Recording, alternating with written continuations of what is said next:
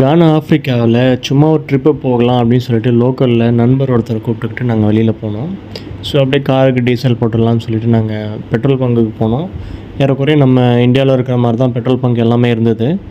So diesel petrol ரெண்டுமே ஏறக்குறைய ஒரே ரேட்டில் தான் இருந்தது. இந்த ஒரு காசுக்கு நாங்கள் 500 ரூபாய்க்கு போட்டோம்.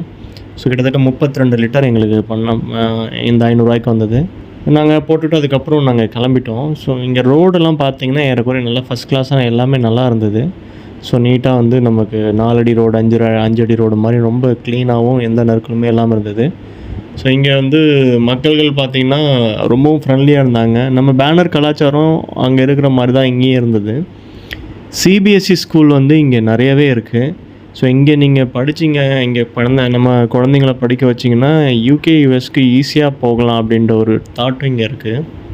ஸோ நல்ல எஜுகேஷன் இருக்கிறதா சொன்னாங்க. சிக்னலும் ஏறக்குறைய நம்ம இந்தியாவில் இருக்கிற மாதிரி தான் இருந்தது. ஸோ மோஸ்ட்டாக காரு 4 வீலர் தான் அதிகம், 2 வீலர் கம்மி. ரயில்வே போக்குவரத்தும் இல்லை. ஸோ இங்கே நம்ம போலீஸ்காரங்களுக்கு பார்த்தீங்கன்னா மிலிட்ரி ட்ரெஸ் தான். நம்ம ஊரில் இருக்கிற மாதிரிலாம் வந்து காக்கி ட்ரெஸ் கிடையாது. ஸோ எங்கேயுமே வந்து இருக்கிற மாதிரி எங்கேயும் ஃபுட் டெலிவரி எல்லாமே இருக்குது. ஸோ மோஸ்ட்டாக வந்து நம்ம மக்கள்கள், இந்த ஊர் மக்கள்கள் பார்த்திங்கன்னா இந்த மாதிரி தலையில் எல்லாத்தையும் சுமந்துட்டு விற்க ஆரம்பித்தாங்க. இந்த ஊர் மக்கள்கள் நிறையா வந்து இந்த தெருக்கடைகள் நிறைய இருக்குது இங்கே. ஸோ இங்கே எல்லாமே பார்த்திங்கன்னா சீப் அண்ட் பெஸ்ட்டாக தான் இருக்குது. ஸோ இந்த மாதிரி நம்ம இப்போ ஒரு வாட்டர் பாட்டில் வாங்கினோம்.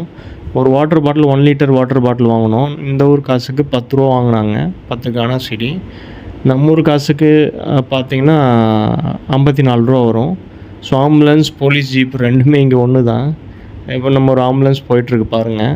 ஸோ அது இல்லாமல் நம்ம பஸ்ஸெலாம் இங்கே கிடையாது. நம்ம இது வந்து ஆம்னி பஸ் மாதிரி ஒன்று இருக்குது. இதில் தான் வந்து இங்கே பஸ்ஸாக யூஸ் பண்ணுறாங்க.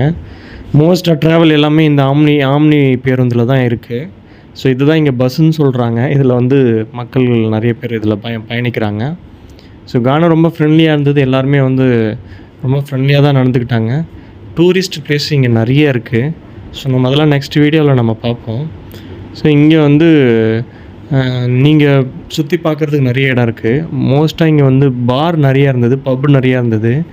பெண்கள்லேருந்து ஆண்கள் எல்லாருமே பார்த்திங்கன்னா தெருவோரமாகவே உட்காந்து குடிக்கிறாங்க. டூரிஸ்ட் வர்றதுக்கும் ஏற்ற இடம் தான்.